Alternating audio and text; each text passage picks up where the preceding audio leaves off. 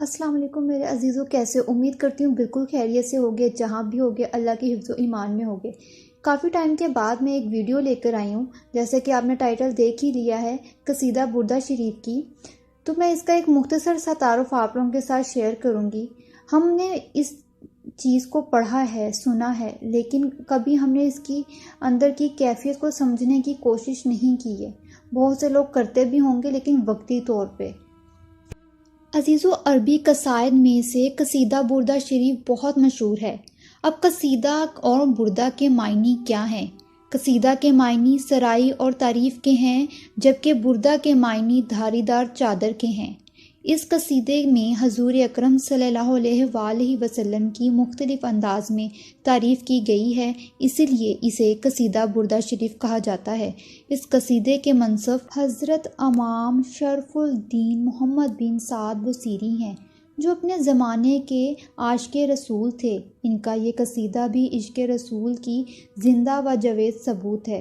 جوانی کے عالم امراء سلاطین کے قصیدے لکھتے رہے، مگر بعد میں اسے ترک کر کے حضور کی مداح سرائی میں مشغول ہو گئے۔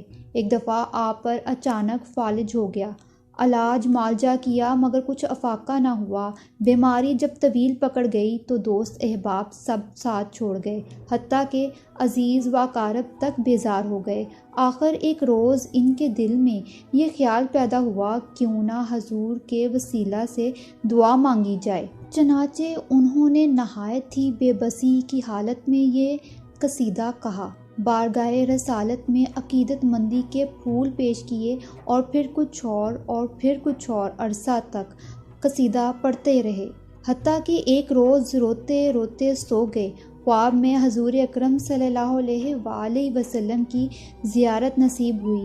آپ صلی اللہ علیہ وآلہ وسلم نے امام بصیری کے جسم پر اپنا دست مبارک پھیرا اور ایک یمنی چادر بھی دی۔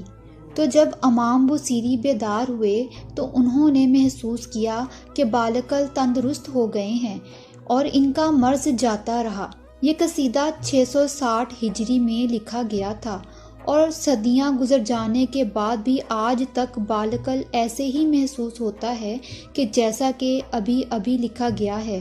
عزیزو، اس قصیدہ میں ایک طرح کے درود شریف جیسی خصوصیات ہیں، لہٰذا جو شخص خلوص دل سے پڑھتا رہے، اس میں عشق رسول پیدا ہو جاتا ہے، اس کی دینی و دنیاوی حاجات پوری ہو جاتی ہیں۔